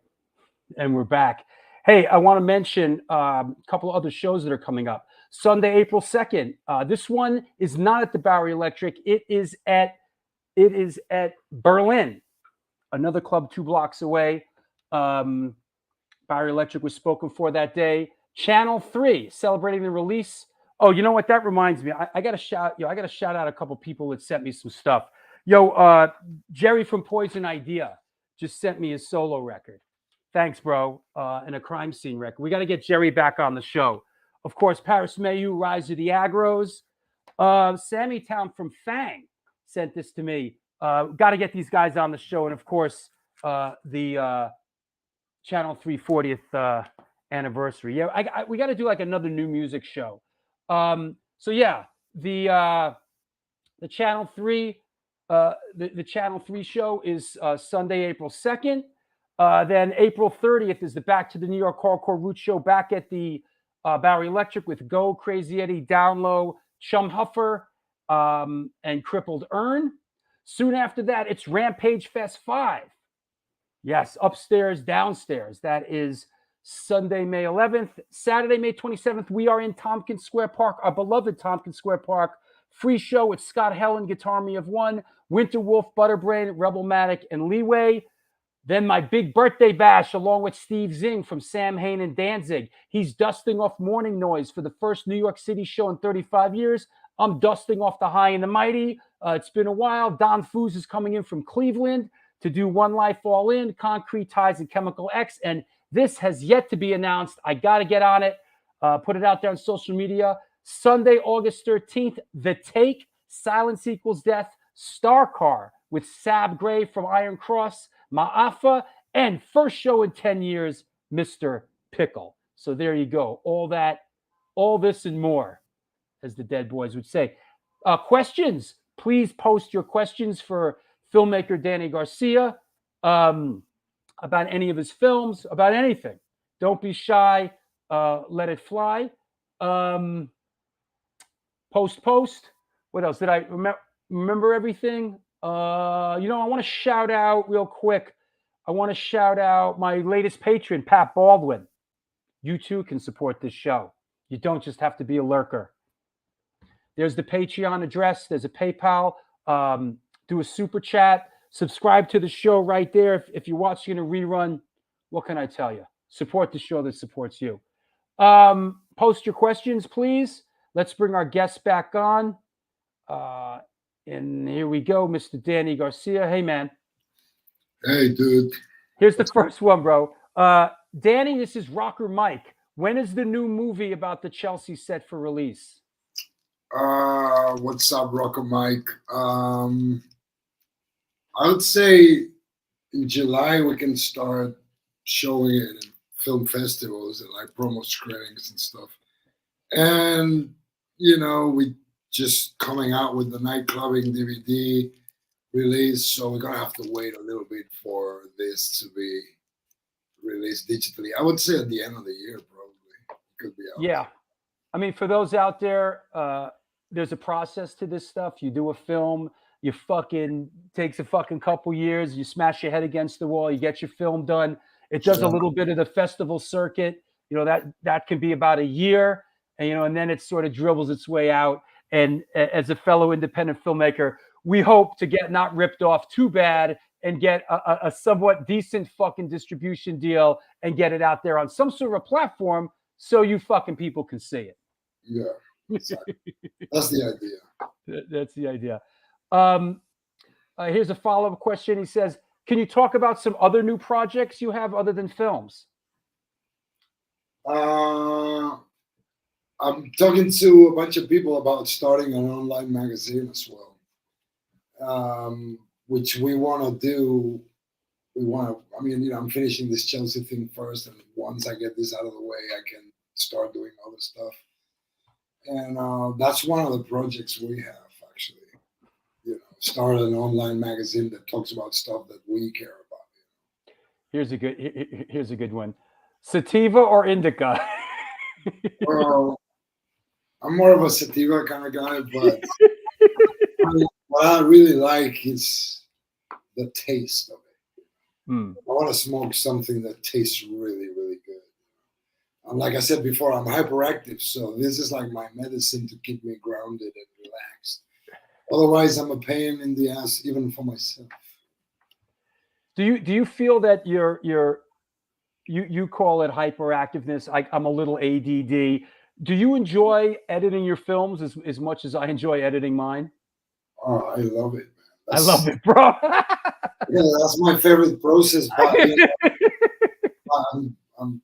I do like 16-hour days, 14 hours, whatever, man. Like sometimes I sleep in the room where I edit, and I just go to sleep whenever my eyes shut, and when I wake up, I'm back on the saddle again and doing it all over again, and it takes months, it is weeks, whatever. The Chelsea thing it's been pretty quick, man. I mean, I'm surprised it came out, pretty easy and pretty fast, Sometimes that happens. Sometimes that happens. I know, right? I know. I mean, Sun Vacation was the total opposite. Like I started one version I didn't like, then I started another version. It goes. A lot of people say that directors really don't have the ability to edit their own films. I beg to differ. I feel like I have the ability to be heartless when it comes down to it and do what's right for the film and not be like, well, I spent, a month shooting this. I feel like I can edit my films. How do you feel? Of course. Yeah. I mean, at the end of the day, you know what you want, and nowadays with the tools we have, I mean, a 2-year-old could fucking edit a documentary, because they make it so easy. Like, a primate could do it, I mean? I always say a well-trained monkey could actually make a documentary. Do you edit on Adobe or on are you on Adobe or are you what am I saying? Or Final Cut. You're on Final Cut? Yeah. Is that right? Yeah. That's look. I'm on the Final Cut. I got the Final Cut keyboard right here, bro. Yeah, I mean, that's what I learned from the first documentary I made, just by watching what the editors were doing. And I was like, I can do this. Yeah. Choose what I want and put it there, and then put the audio and then obviously I have a partner I work with who does, all the graphics and motion graphics and so on, and pimps the documentary, pimps it up a bit, makes it nice and watchable. Because put some juice into it. Yes, besides the color and color grading and the sound mix, obviously. Because what I do is like more of a rudimentary, primitive, edit, really. I mean, I'm getting better and better, obviously, with the years, but I'm still very primitive.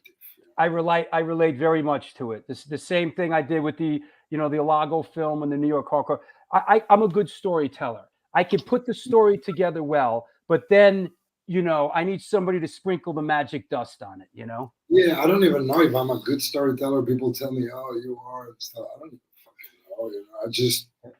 I know what I want to watch, and Yeah. There was not a decent Johnny Thunders documentary when I made the one I made. There was not a Steve Bader's documentary I wanted to watch. So I made it, you know what I mean? Yeah. So first and foremost, I make these movies for me. That's right. Because I'm a fucking fan. So that's right. When I finish the edit, I press play and I watch it with the eyes of a fan. And then I question, like, is this good enough for a hardcore mofo like you? Yeah. And you go yes, or you go no, and then you go and work again, or whatever you have to do to make it better. Yeah, absolutely, and I relate to that very much. Our good friend and supporter Al Baril, from formerly of SSD Control, currently of SSD Control, did he use the original version of Final Cut before they completely changed the software? I did. I mean, we started working. I mean, I don't know when they changed the fucking software. They changed it recently, right? Yeah. But I mean, we've been using it since what, 2010, right? So, I mean, what I did before in local television, I don't even remember what we used. Yeah. That was like 1999, 2000, so I don't fucking remember. But yeah, I mean, yeah, we've been, I'm all right with the new software. It's not the end of the world. Yeah, it's not, I think I understand about 3% of what this thing could do. I'm like a caveman. Right. I'm like a fucking caveman editing. Yeah, same. But I don't expect people who watch my documentaries. I don't think they expect fucking Indiana Jones. They know, they know they're watching something about some punk rocker, right? So we grew up listening to Raw Power and LAMF, and they are not the best produced albums ever, but they still some of the best albums ever. Or the first Rolling Stones album, man, sounds like a crappy demo, and it's got that energy and that rage there, right? That fucking chemistry. So at the end of the day, I expect the people who watch my documentaries to be sympathetic, and I think they know, Danny Garcia, he makes B movies or low budget documentaries, which is what we do. I mean, the Clash documentary it cost quite a bump. It was a bit expensive, but the rest, fuck me, we've done documentaries for like what, 10 grand, 15, 20, 25, But we're also really lucky. We're getting footage for free from Steve Bader's friends and stuff, So if you count everything, then of course they're more expensive. I don't count my hours of work or anything like that. Just, counting like photography, footage, music, money. I think when you talked about the process of how nightclubbing came to be, I think that's part of the magic of being an independent filmmaker. When you sort of start out to do one thing, and another door opens, and you have the ability. This is what's being great. This is one of the things that's great about being an independent filmmaker, is that we have the ability to sort of, pivot and go, you know what? I don't know if I'm feeling this, but this door's opened and let's go this way with it. And that's one of the great things about doing what we do. Well, sometimes you got to retreat when you see that when you see this is not going anywhere. This is not going to be good for my fucking career, Yeah. And then you go, maybe I should go somewhere else. I should do something else. But look, when I started the Rise and Fall of the Clash, originally it was just about those last 2 years without Mick Jones. Sure. But then talking to one of the guys that replaced Mick Jones, the other dude, Nick Shepard was his name, I think. Yeah. He was like, dude, you should start from the moment that Bernie Rhodes, the manager, comes back into the band, managing the band. And I thought, you know what, that sounds good. So we did that intro, talking about the Clash at the beginning and how they got there, London Calling, and we show the covers and stuff. But we quickly really go into who's Bernie Rhodes, who's Cosmo Vinyl, what the fuck they doing there, and it's Sandinista already, So it's like 1981 when he comes back. I mean, that was a fascinating trip for me, man, because like I said, I bought Cut the Crap and I wanted my money back. You know, I was like, what is this? Is an outrage. What is this shit? I mean, Cut the Crap has got to be considered one of the worst albums ever. It's tough, man. I've revisited it too. Like, let me revisit this with fresh ears. And it's just fucking brutal. You can't go past Dictator. That song, that first song is like a barrier. It's like, oh my God. Really that hurts. That record hurts. That record hurts. Well, that's Bernie. Bernie fucking produced it. Yeah. And he had no fucking idea what he was doing. Yeah. And they heard probably demos of BAD and I mean, it's funny.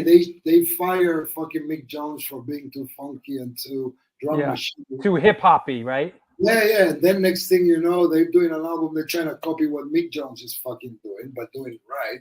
And they do it completely wrong because they got Bernie producing the album. I mean, it's just like, terrible. Yeah, you know, apparently those original demos, that when they demoed out those songs and when they played those songs live, they were fucking great. They were okay. They were not magic, you know. They didn't have the Strummer Jones magic. They were Strummer songs, which were all right. You know, there was some Jericho.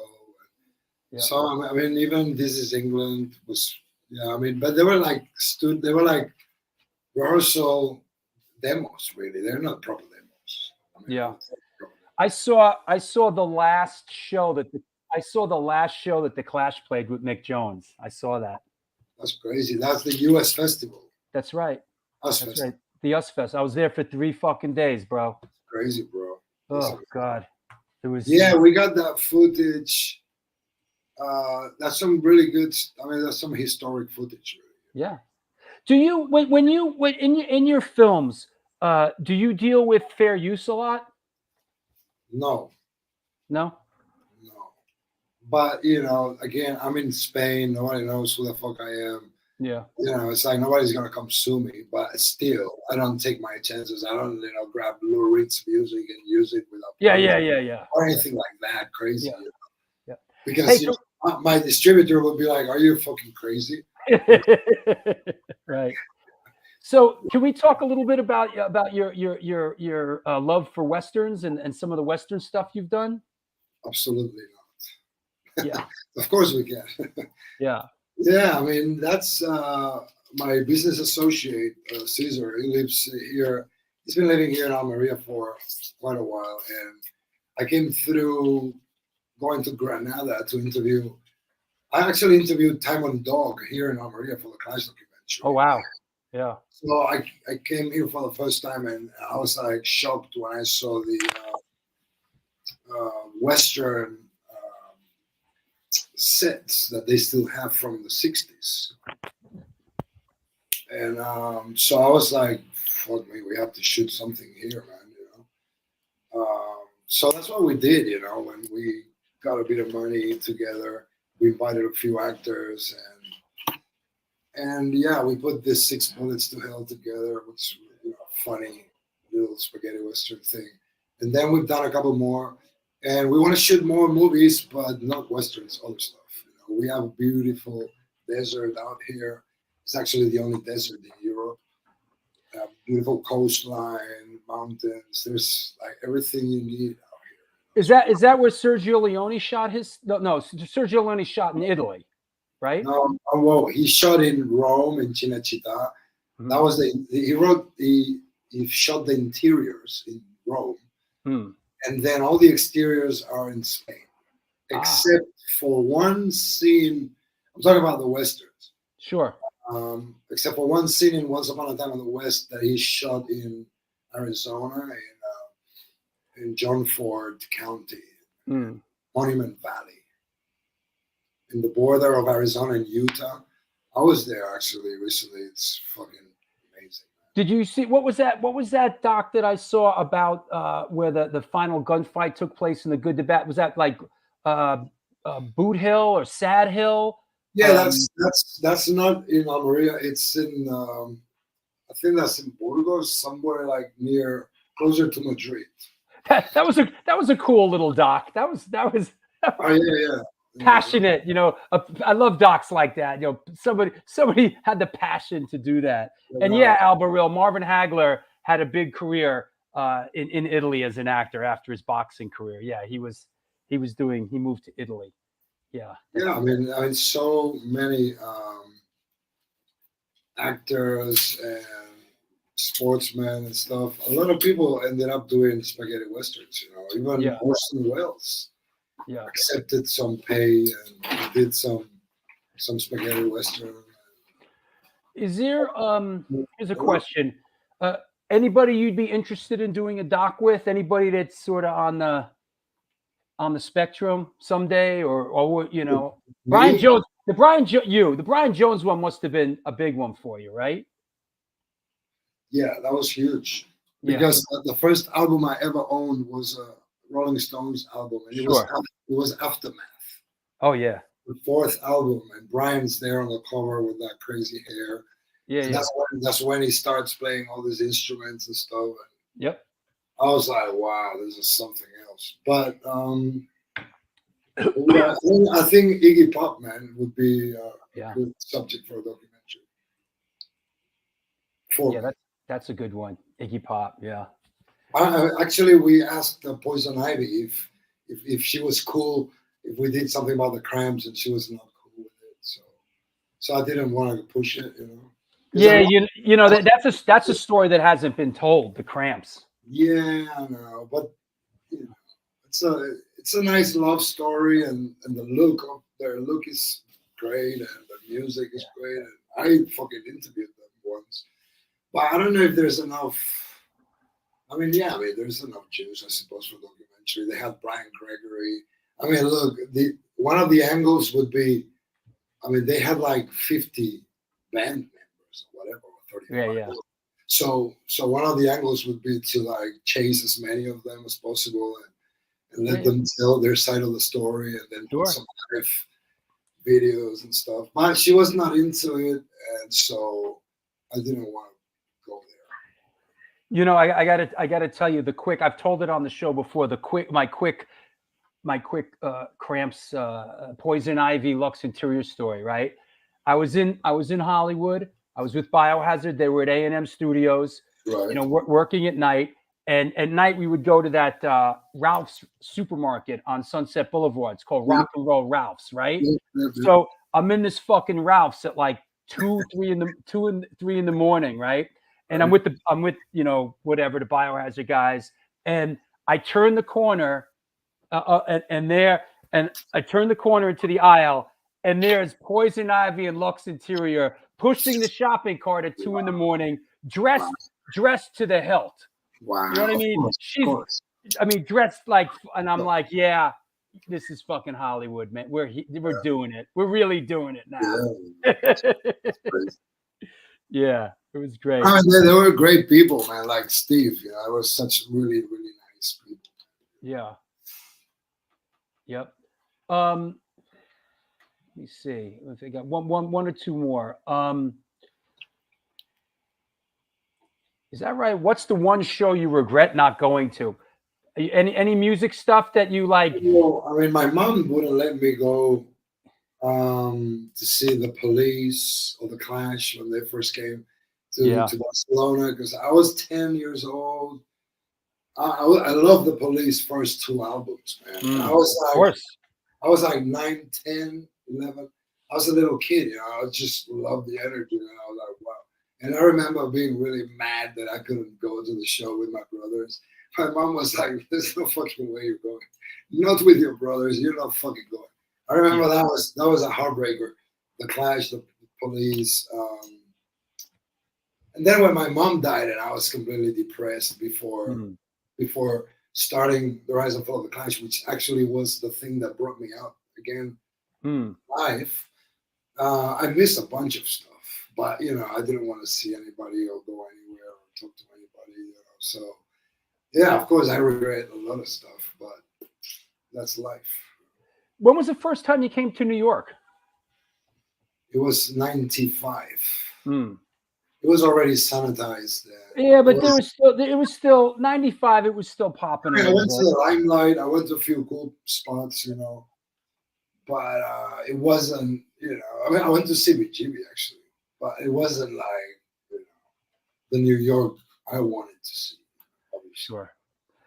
New York really changed after 9/11. That was really a turning point here, man. Yeah, I know, but like in the 90s too, right? When they killed that kid in the subway, and suddenly it was like it turned into like more of a secure town than it was before.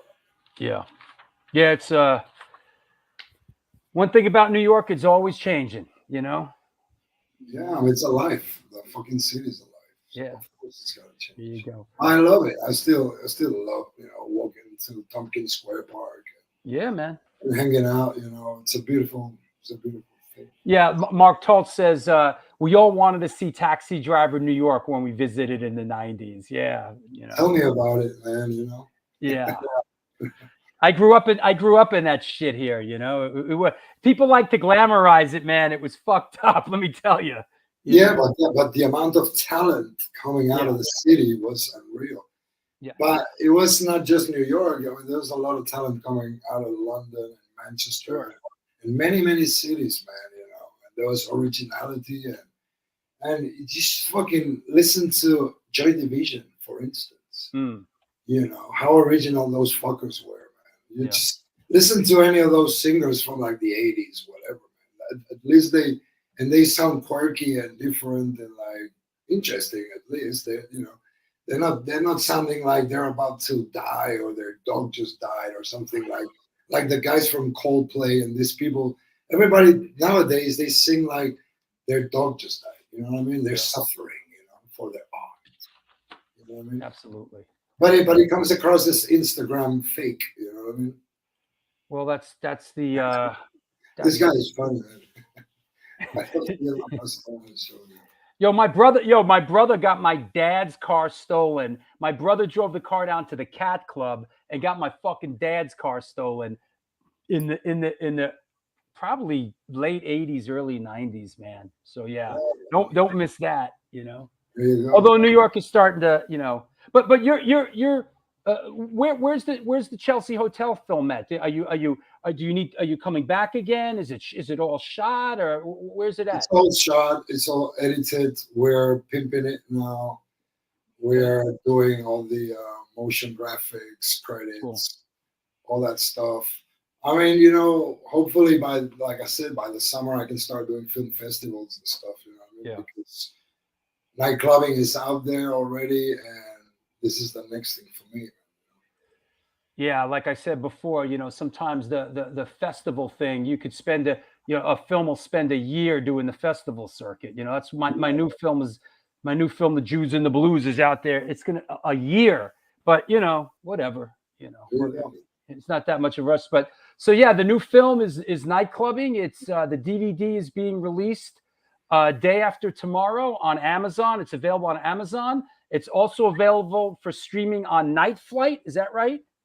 Yes, the Night Flight, they have a premiere week before everybody else does. So, a week from Friday, it's going to be up on Amazon and a few other platforms. I'm not really sure. Yeah. But, it's going to be easy to find. Just Google it and you'll find everything. I want to thank you. It was an honor and a pleasure to have a fellow filmmaker that I respect so much having on the show, Danny. I thank you so much. Anybody you want to thank or shout out? Yeah, I mean, Mike Schnapp for connecting us. Thank you for having me on the show. Thanks to the viewers and the people who support Indie Cinema. And tomorrow there's a show at the Bowery Electric. It's a Sally Can Dance night. And they're doing like a night clubbing Max's Kansas City night. And you have Mule Kick playing there with Frank Ferrer, the drummer for Guns N' Roses and other great bands. Is going to be there. And people like Lenny Kaye is collaborating, singing a song or two. I think Donna Destry is going to be there. There's a long list of very interesting artists that are coming out and just having fun with it. Thanks for watching, and I hope to see you soon. Thanks, Danny. I'll speak to you. Pleasure. Take care. Well, there you have it. Today's guest was Mr. Danny Garcia, filmmaker. I enjoyed it. Love talking film.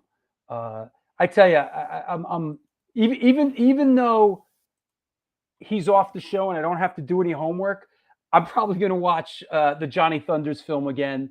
I love his films.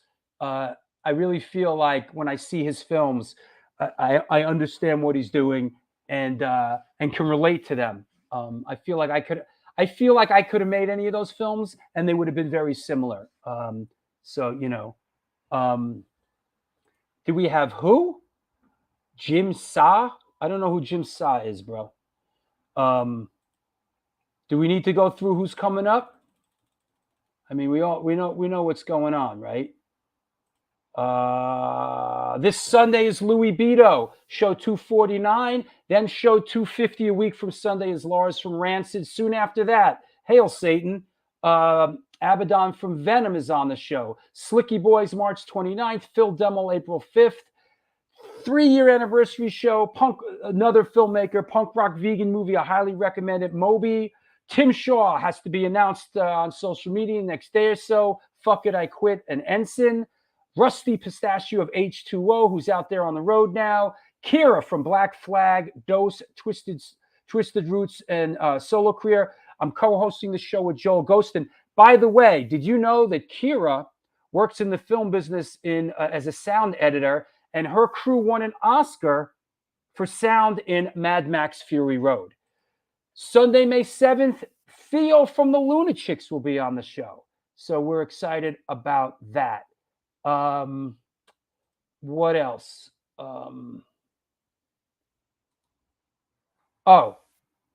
Jim Sa has a photo book coming out. Okay. Is that New York or where is that? I don't really know. Great show. Well, thank you, Lori. Thanks for coming by. You know what I need to mention? Just because I'm superstitious in that way. Last two sponsors. DTFM Vinyl Distro. Looking for extreme music? DTFM Vinyl has got you. Located on 13th Ave in Fargo, North Dakota. We have the state's best selection of punk, hardcore, metal, ska, oi, and more. Can't make it in? Shop online from anywhere in the country at www.dtfmvinyldistro.com. DTFM Vinyl, where the policy still is and always will be, death to false metal. Literally, last but not least. And I'm actually wearing the shirt today. 126 Hardcore Clothing is a streetwear brand for restless individuals who don't compromise like you, my friend. They are about being positive, spontaneous, and true to yourself. For years, they experimented with several printing methods and materials and collaborated with a large number of designers and illustrators, always giving room for fresh perspectives while retaining the hardcore attitude. Get in touch with them. Ramp up your game at www.126clothing.com. You know what? We haven't... Remember when we found out a Grammy winner live on the show? Yeah, it was Mike Gitter. When Mike Gitter was on, I forgot who it was, but it was for Body Count. It was Mike Gitter, who actually called me recently about doing something with Ice-T and Body Count. We'll see if anything comes of it. Before we go there, for a couple of minutes, anybody you'd like to see on the show? Let's do it. Let's do a couple minutes of who would you like to see on the show? Meanwhile, we're booked months in advance, but let's do who would you like to see on the show? And go. And go. Let's see what comes through here. Or have we had everyone that you could possibly want on the show? Have we had them all already? We'll see. Let's see. Bob Mould Husker Du. Good one. Good one. His name's never come up. You're good? We got a lunatic? Yeah, we got a lunatic. Absolutely. Yes, we do. Theo is coming on the show. Ezak Part 3. Yeah. Yep. Bane. Good one. Hey, Vinny. Vinny Apple. What's up, brother? Jesse Mallon's been on the show. My condolences regarding your sister, Vinny. Rest in peace, Jay Monroe. Greg Graffin, I wish. Believe me, fucking love to have that guy on the show. Whew. That's on my wish list, Greg Graffin, for sure. Of course, buddy. Of course. May she be in a better place. Absolutely, man. Al Jorgensen. I've interacted with Al. He'd be interesting. Al. Funny you should say Lyle, because his name. Funny you should mention Lyle. His name has come up recently, and we're on it with Lyle Pressler from Minor Threat. We're on it. We're sniffing that one out. I bet Craig Bell and/or John Morton would do the show. Pardon my ignorance. I'm not sure. Craig Bell, John Morton. I'm not sure who they are. Let me know. And listen, Al Burrell, Lou Giordano. Fuck Lou Giordano, producer of Google Dolls. How about Lou Giordano, producer of SSD Control? Well, actually, did Lou produce SSD or was it Mr. B? Did Lou engineer SSD? The kids will have their say and get it away. What was Lou Giordano? Was it Radio Beat? Was that Lou's place? Troy Mowat. Didn't we have Troy on the show?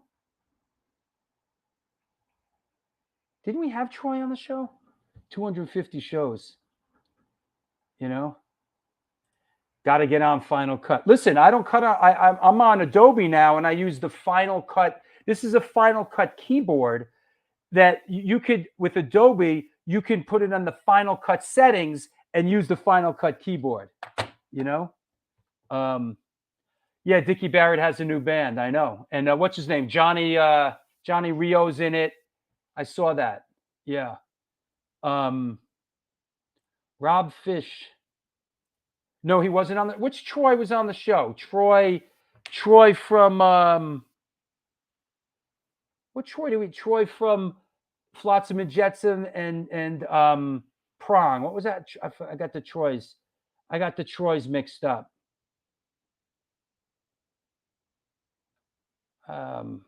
Yeah. I know. I don't know what the green. Why this green screen stuff keeps popping up. It's weird.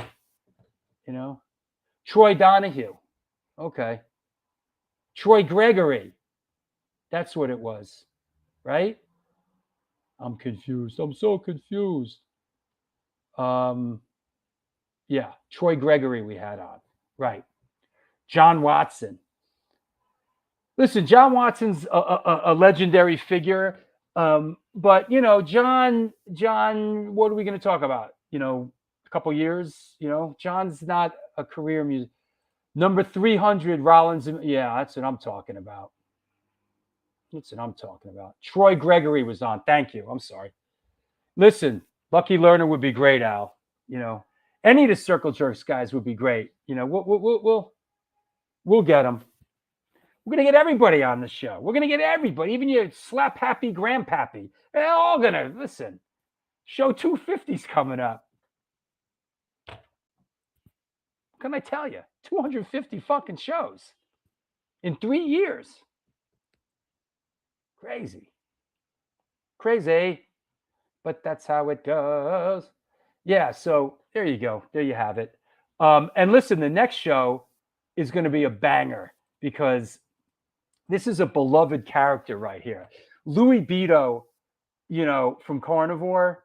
This is going to be a great, great show. It took me, he was on my original list of people to get on the show. It took me years to get Louis Beto to agree.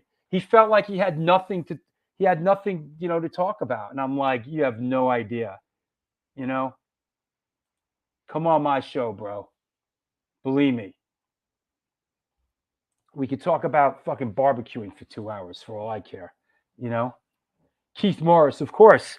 Almost had Keith Morris. Was talking to his publicist. Almost had him. And then he went back out on the road, and yeah. There you go, Biafran JJ show. Ooh, why go there, Al Burrell? Now, don't stir the pot. The creator would be Millie from Creator. That would be great. Sure. Shit, I just missed the show. Just joined. How was it? It was good. It was good. You know. I mean, it wasn't like Dave Dichter from MDC or anything. That was bananas. You know, I got to get Dave from MDC back on the show. He's a character. We love that guy. It's like our new favorite guy, Dave from MDC. You know what else was a great show? And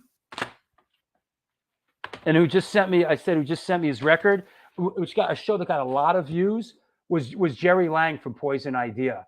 He just sent me a solo record. You know, that record got a lot of that show got a lot of views. People love that guy. People love Poison Idea. Bobby Blitz, Lori Dawn with the medal, coming out on the medal. You know, Chris Holmes from Wasp. Man, you see that Chris Holmes documentary? Ooh, ouch.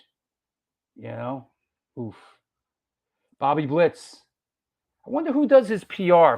I wonder if what's her name, if Missy Collazo does his PR. I should try to get him on. My buddy Ian played for PI. What's PI? What's PI? PL? PI? Not sure. I'm not sure what that is. But that said, hey, great show. Thanks once again. The New York Hardcore Chronicles Live. Poison.